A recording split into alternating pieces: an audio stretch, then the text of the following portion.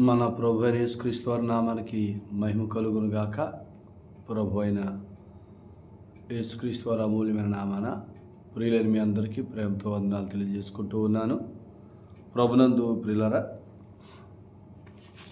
ఈ దినాలలో ఫిలిప్పీలకు రాసిన పత్రికలోంచి మన సంగతులు ప్రభు మనకు నేర్పించగా వింటున్నాం. ఈరోజు కూడా దేవుడు తన ఆత్మ ద్వారా మనకి సంగతులు వివరించినట్లుగా వాక్యం చదువుకొని ప్రార్థనాపూర్వకంగా వాక్యాన్ని మనం విందాం. ఫిలిప్పీలకు రాసిన పత్రిక 1వ అధ్యాయము 3-6 వచనాలు కలిసి ఉన్నాయి. చదువుకుందాం. మొదటి దినము నుండి ఇదివరకు సువార్త విషయములు మీరు నాతో పాలువారై ఉండుట చూచి మీలో ఈ సత్క్రియను ఆరంభించిన వాడు యేసుక్రీస్తు దినం వరకు దానిని కొనసాగించునని రూఢిగా నమ్ముచున్నాను. కనుక మీ అందరి నిమిత్తము నేను చేయు ప్రతి ప్రార్థనలో ఎల్లప్పుడూ సంతోషముతో ప్రార్థన చేయొచ్చు. నేను మిమ్మల్ని జ్ఞాపకం చేసుకున్నప్పుడెల్లను నా దేవునికి కృతజ్ఞతాస్తుతులు చెల్లించుచున్నాను. ప్రార్థన చేద్దాం. పరిశుద్ధుడైన తండ్రి, ప్రేమమయుడైన దేవా, మీకు వందనాలు. ప్రేమించి మాకు ఇచ్చిన ఈ మంచి సమయానికి కృతజ్ఞతలు. మాతో మాట్లాడమని, క్రీస్తు యేసునందున్న జీవమును మేమందరం అనుభవించినట్లుగా క్రీస్తు యేసునందున్న వాగ్దానాలను మాకు తెలియచేయమని, మాతో మాట్లాడమని యేసు ప్రభు వారి పేరిట స్తోత్రాలు చెల్లించి ప్రార్థన చేస్తున్నాం తండ్రి. ఆమేన్. ప్రభునందు ప్రియులారా, ఈ ఫిలిప్పీలకు రాసిన పత్రికలో వారు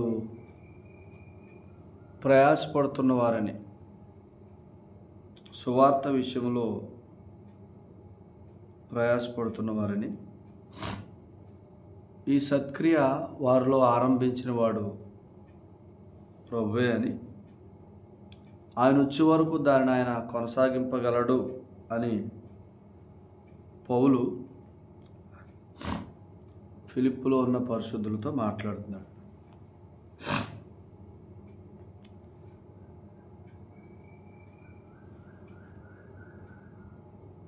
వారు సేవకులతో కూడా కలిసి సువార్త వ్యాపకంలో ఉన్నారు, ప్రభు పనిలో ఉన్నారు, పరిచర్యలో ఉన్నారు. ఇది మీలో ప్రారంభించిన వాడు, ఈ సత్క్రియ మీలో ప్రారంభించిన వాడు ప్రభువే. ఆయన వచ్చే వరకు కూడా దీన్ని కంటిన్యూ చేయిస్తాడు అని చెప్పి, ఏదైనా ఒక సంగతి, ఒక సత్క్రియ ఆయన మనలో ప్రారంభిస్తే ఆయన దాని వచ్చే వరకు, లేదా మనం భూమి మీద ఉండే వరకు కొనసాగేంత స్థిరంగా ఉంటుంది అన్నమాట. అలా కాకుండా మనం స్టార్ట్ చేస్తే, అంటే దాని అర్థం ఏంటంటే, నాకు వేరుగా, యోహాను సువార్త 17లో నాకు వేరుగా అని అన్నాడు. అంటే ఆయనకు వేరుగా అంటే ఏంటంటే,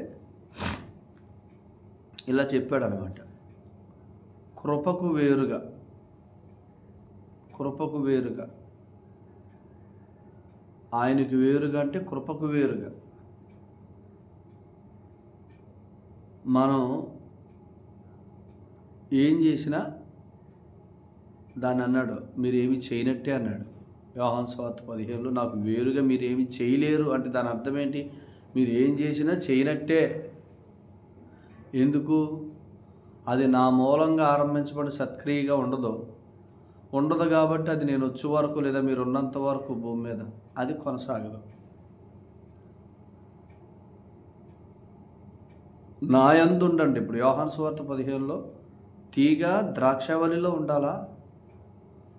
అప్పుడు సారం, ఆ సారాన్ని బట్టి అది ఫలిస్తుంది. ఎంతకంటే బహుగా ఆయన వచ్చే వరకు, లేదా మనం ఈ లోకం నుంచి ప్రభు మనల్ని పిలిచే వరకు. అందుకనే ఇప్పుడు ఇలా ఆలోచించేయండి. ఏదన్నా ఒక పని మనం ఘనంగా ప్రారంభించి తర్వాత దాన్ని మనం ముగించలేకపోతే అది ఎంత అవమానం, ఎంత సిగ్గు, మనల్ని ఎంత తలదించుకునేలా చేస్తుంది. మీరు ఇలా చూసారు ఎప్పుడైనా? త్రాగుబోతులు, కొంచెం తిరుగుబోతులు, వ్యసనాలకు బానిసలైన వారు, దురలవాట్లకు బానిసలైన వారు వాస్తవానికి అందులో కంటిన్యూ అవ్వాలని ఉండదు. వారు ఏమంటారంటే, ఈరోజే రేపటి నుంచి చూడు, అసలు ఇక్కడ ఇక రేపటి నుంచి చూడు అని అంటారు. కానీ వారు దాని వెంట ఏడవబడతా ఉంటారు, దాంట్లోంచి బయటికి రాలేక. తర్వాత వాళ్ళు సిగ్గుపడుతూ ఉంటారు నలుగురిలో. తర్వాత నార్మల్గా ఉన్న సమయంలో సిగ్గుపడుతూ ఉంటారు నలుగురిలో. ఎందుకు ఆ సిగ్గుకు, ఆ నలుగురిలో తలెత్తుకోలేని పరిస్థితికి, వీటన్నిటికీ కారణం ఏంటంటే, వారిలో సత్క్రియ చేయాలనే ఆసక్తి ఉంది, కానీ ఆ సత్క్రియ దేవుని మూలంగా కలగన కారణం చేత అది ఆయన వచ్చే వరకు జరిగే సత్క్రియగా లేదు. అందుకనే 4 రోజులు మానేస్తారు, 4 రోజులు మళ్ళీ మామూలు అయిపోతారు. నిన్నే కదరా అలా అన్నావు, మళ్ళీ ఏంటి మన 4 రోజులు బాగున్నావు, ఇప్పుడేంటి ఇలా ఉన్నావు అని అంటే, ఏడవబడ్డాను ఇంకంతే, ఏడవబడ్డారు వాళ్ళు.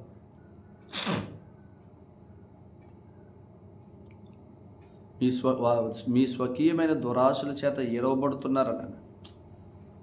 అసలు దురాశల నుంచి తప్పించుకోవటమే క్రైస్తవ జీవితం. అసలు దీన్ని ఎంత బాగా ప్రభువు చెప్పారంటే, తప్పు చేయటం, పాపం చేయటం అనేది కాదు. అసలు అది పాపం చేయకుండా, తప్పు చేయకుండా చాలామంది ఉంటున్నారు యేసుప్రభుని నమ్ముకునే వాళ్ళు కూడా. పాపం శరీరంలో జరగకపోవటమే గొప్పతనం కాదు. ఇలా చెప్పాడు చూడండి, పేతురు రాసిన 2వ పత్రిక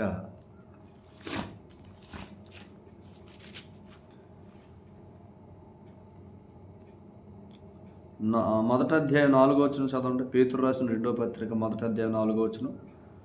ఆ మహిమ గుణాతిశయములను బట్టి ఆయన మనకు అమూల్యములను అత్యధికములనైన వాగ్దానములను అనుగ్రహించి ఉన్నాడు.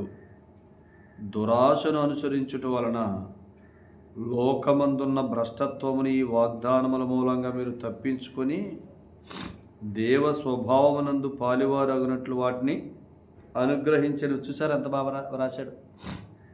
దురాశను అనుసరించడం వలన లోకమందున్న భ్రష్టత్వంలోకి వెళ్ళిపోతున్నాం. అసలు ఇప్పుడు భ్రష్టత్వం లేదా పాపం, ఒక చేయకూడని పని, ఒక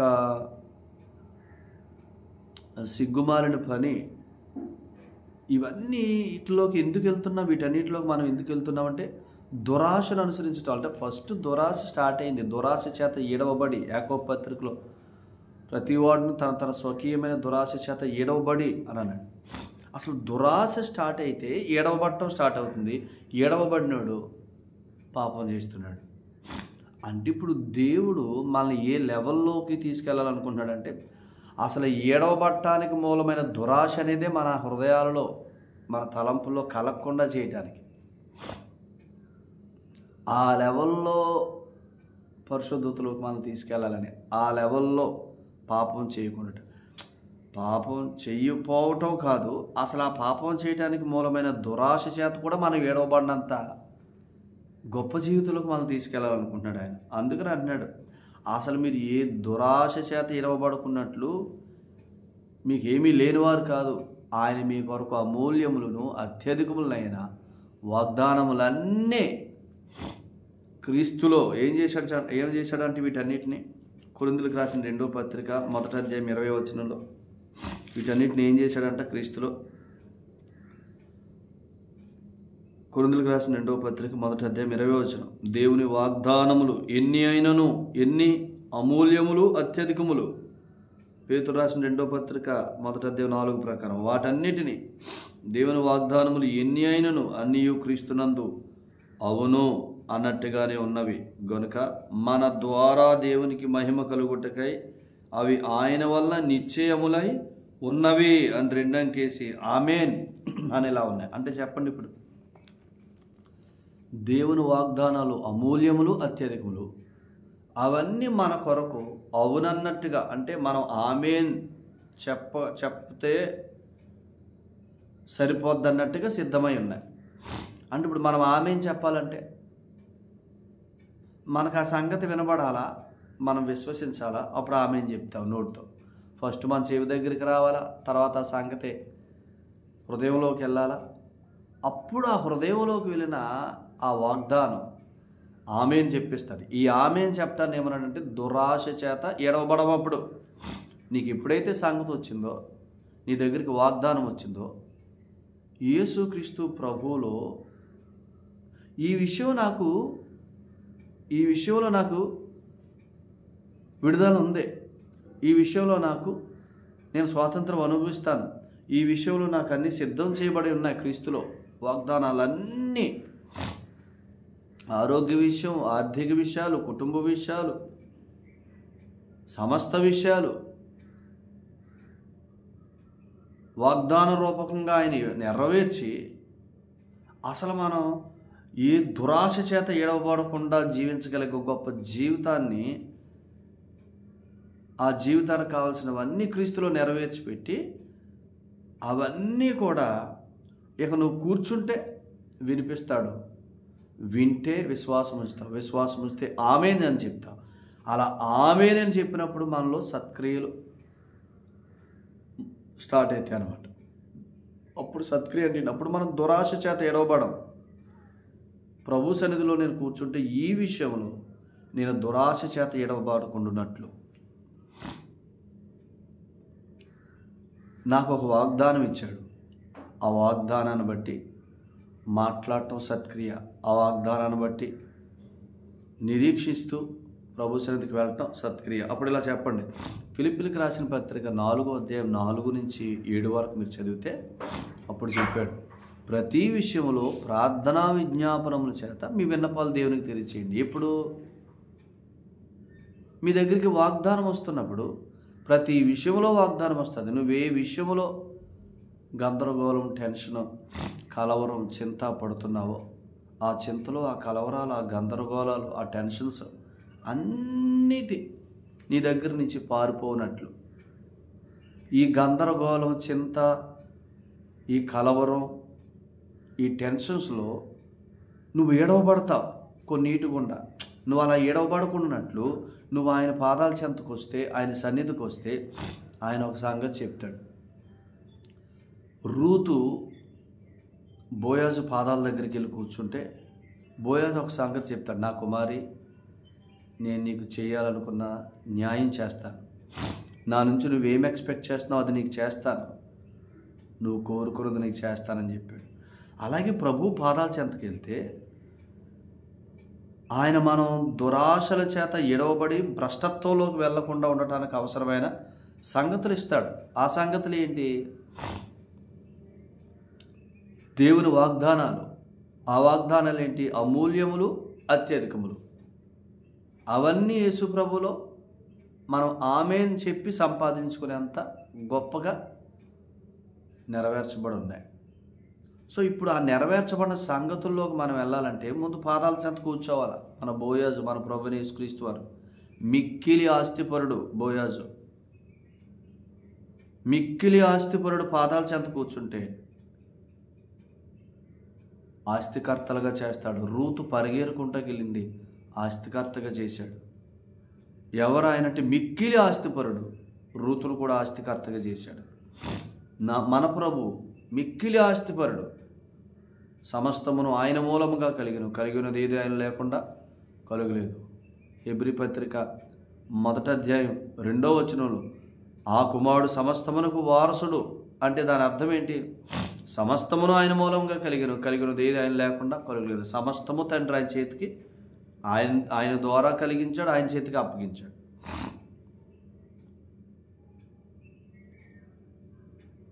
అర్థమైందా? మిక్కిలి ఆస్తిపరుడు, ఆయన పాదాల చెంత కూర్చుంటే మిక్కిలిగా సంపాదించుకుంటా, ఆస్తికర్తలుగా చేస్తాడు.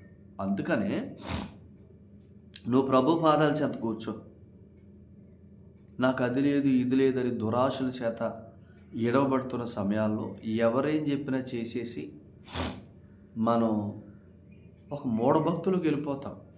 ఆ మూఢభక్తి నుంచి మనం విడిపించబడి లోకమందున్న భ్రష్టత్వాన్ని తప్పించుకోవాలని పాపం చేయకుండుట కాదు, పాపం చేయటానికి మూలమైన దురాశ కూడా మన దగ్గర కనబడకూడదు. అందుకనే మనకు ఆయన వాగ్దానాలు వినిపిస్తాడు. వాగ్దానాలను బట్టి ప్రవర్తించటం, సత్క్రియల్లోకి ప్రవేశించటం. అప్పుడు మనం దీన్ని ఏమన్నాడంటే, ఆ వాగ్దానాన్ని ఎప్పుడైతే విని మనం సాగుతామో మనలో సత్క్రియలు స్టార్ట్ అవుతాయి. అది ఉద్యోగ విషయమా, ఆరోగ్య విషయమా, కుటుంబ విషయమా, ఇంకొకట పరిచర్య, సేవకుతో సహకారంగా ఉండటమా, సంఘంలోని ప్రియులకు సహకారంగా ఉండటమా, వారికి సహాయం, ఏదైనా ప్రేమించడం, అన్ని విషయాల్లో మనలో సత్క్రియ స్టార్ట్ అవుతుంది. ఎవరి ద్వారా స్టార్ట్ అవుతుంది? ఆయన మూలంగా స్టార్ట్ అవుతుంది. ఆయన మూలంగా స్టార్ట్ అయితే ఆయన వచ్చే వరకు కొనసాగుద్ది. ఆయన మూలముగా స్టార్ట్ అవ్వంది ఏది కూడా కొనసాగలేదు. ఎందుకు? ఆయన విశ్వాసమున కర్త, ఆయన పేరు కొనసాగింపు. అంటే మనల్ని దైవ కుమారులుగా, అంటే నీతిమంతులుగా తీర్చి దైవ కుమారులుగా చేసిన వాడు విశ్వాసమున కర్త. కొనసాగింపు అంటే ఏంటి? మనల్ని జీవింప చేయగలవాడు. విశ్వాసమున కర్త, కొనసాగింపు. అందుకనే మనల్ని ఆయన మన విశ్వాసమున కర్త అంటే మనకు సంగతిస్తాడు. కొనసాగింపు అంటే ఆయన వచ్చే వరకు ఆ సంగతుల్లో మనల్ని నడిపిస్తాడు. ఎందుకు ఈ వాగ్దానాలన్నింటినీ ఎందుకు క్రీస్తులో అవునన్నట్టుగా చేసి ఆమేనని చెప్పగలిగేలా ఉంచాడు అంటే, కుమారి నేను నీకు చేయాలనుకున్నది చేస్తాను అన్నప్పుడు రూతు ఆమేనంతే. నీ దాసురాలను నీ మాట చొప్పున కలుగునుగాక అంటే దాని అర్థం ఏంటి? ఆమేన్ అంటే కార్యాల్లోకి వెళ్ళిపోతాం. ప్రియులారా, క్రైస్తవ జీవితం ఆమేన్ అనుట. నిన్న దేవుని సేవకులు కూడా ఈ సంగతినే మాట్లాడారు. ఒక దేవుని సేవకుని నోటి ఈ సంగతులే నేను విన్నాను నిన్న. కాబట్టి వాగ్దానాలు మనకి ఎందుకు ఇస్తాడంటే, భ్రష్టత్వాన్ని తప్పించుకొని దురాశలతోటి ఎడవబడి భ్రష్టత్వంలోకి వెళ్లకుండా దైవ స్వభావంలో పాలువారమై ఉండటానికి. దైవ స్వభావం అంటే మనం చూస్తున్న వాటి గురించి మాట్లాడటం కాదు, మనం వింటున్న వాటి గురించి, ఆత్మ ద్వారా మన దగ్గరకు వస్తున్న సంగతులను బట్టి మాట్లాడటం, అదృశ్యమైన వాటిని బట్టి మాట్లాడటం. అలా మాట్లాడుతున్నప్పుడు ఫిలిప్పీ పత్రిక 4వ అధ్యాయంలో, అప్పుడు సమస్త జ్ఞానమునకు మించిన దేవుని సమాధానం మీ హృదయములకు మీ తలంపులకు కావాలి అన్నాడు. అంటే హృదయాలకు తలంపులకు కావాలంటే ఏంటి? దురాశల చేత ఇంకేడవబడం. ఈ దురాశలు అనేవి ప్రారంభం అవ్వకుండా ఉంటాం. అంటే ఎంత ఈ లెవెల్లో మన పరిశుద్ధతలోనికి ఆయన నడిపిస్తాడు చూడండి. దురాశ అనేదే పాపం చేయటానికి మూలం. అసలు ఆ దురాశే రాకుండా చేస్తే అది అనమాట క్రైస్తవ్యంలో ఉన్న జీవం. ఏంటంటే పాపం చేయకుండా కాదు, అసలు పాపం చేయటానికి మూలాలు కూడా లేకుండా చేస్తాడు. ఆ లెవెల్లో నడిపిస్తాడు. అందుకని లోకమందున్న భ్రష్టత్వాన్ని తప్పించుకోవడానికే వాగ్దానాలు. ఆ వాగ్దానాలు వింటే దురాశల చేత ఏడవబడవు. వాగ్దానాలను బట్టి ఆయన వైపు నిరీక్షణతో చూస్తాం.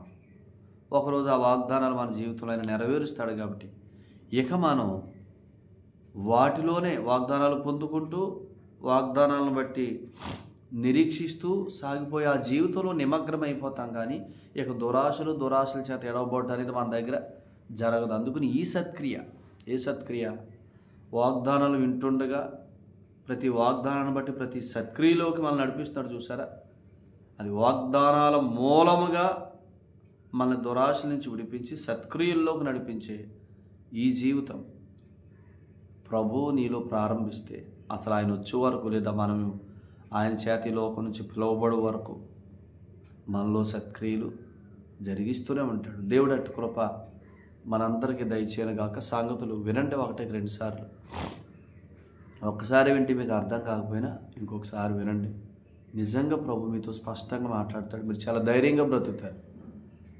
ఈ పరిచర్య ఒక విశ్వాసి, ఒక నీతిమంతుడు, యేసు ప్రభునందు విశ్వాసం నుంచి నీతిమంతుడిగా తీర్చబడిన ఒక విశ్వాసి ఇంత ధైర్యంతో కూడిన జీవితం జీవించాలో ఆ జీవితాన్ని అందించడానికి ఈ పరిచర్య చేస్తున్నా. కాబట్టి ఈ పరిచర్య మూలాలు నీతిమంతుడు విశ్వాస మూలంగా జీవించును అనే మూలాలు. భయాలతో జీవించును కాదు, గందరగోళాలతో జీవించును కాదు, కలవరాలతో చింతలతో జీవించును కాదు, నీతిమంతుడు విశ్వాస మూలంగా జీవించును. లోకమందున్న భ్రష్టత్వాన్ని తప్పించుకొనును, దేవ స్వభావంలో పాలివాడగును, సత్క్రియల్లో నిమగ్నమగును అనే పరిచర్య ఇది. దేవుడు అట్టి కృప మీ అందరికీ దయచేయనుగాక.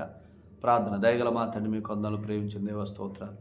ఈ సంగతులు మా ప్రియులందరికీ అర్థమగినట్లు నాయన జ్ఞాన వివేకములు కలిగిన హృదయం దయచేయండి, ప్రత్యక్షత కలిగిన హృదయం దయచేయండి. మీ ఆత్మ ద్వారా వారిని ప్రతి విధమైన గందరగోళాలు, చింతలు, నాయన టెన్షన్స్, నాయన మరి వీటన్నిటి నుంచి విడిపించండి. నాయన యేసు ప్రభు నామములో నాయన దురాశలు లేకుండా, లోకముందున్న భ్రష్టత్వంలోకి వెళ్ళకుండా, దేవ స్వభావాన్ని బట్టి సత్క్రియలలో పాలువారయ్యి ఎల్లప్పుడూ ఆనందించే జీవం ఉందని, ఆ జీవం కొరకే ప్రభు మమ్మల్ని రక్షించి ఆత్మచేత ముద్రించాడని, పరిశుద్ధాత్మ ద్వారా వాగ్దానాలు అమూల్యములు, అత్యధికములు అవన్నీ మా బోయాజు మా ప్రభు పాదాల చెంత కూర్చొని విని ఆయన మాకు ఇస్తున్నప్పుడు, వాగ్దానాలు ఇస్తున్నప్పుడు ఆమేన్ అని చెప్తే ఆ కార్యాల్లోకి నడిపించగలిగే అంత గొప్ప సంగతులు ఉన్నాయని నేను ఎరిగి ధైర్యంతో జీవించడానికి మా ప్రియులందరికీ మీ కృప చూపించమని, వారిని దీవించమని యేసు ప్రభు వారి పట్ల కృతజ్ఞతాస్తుతులు స్తోత్రాలు చెల్లించి ప్రార్థిస్తున్నాం తండ్రి. ఆమేన్. ప్రభు మిమ్మల్ని మీ కుటుంబాలను బహుగా దీవించునుగాక. అందరికీ ప్రేమపూర్వకమైన వందనాలండి.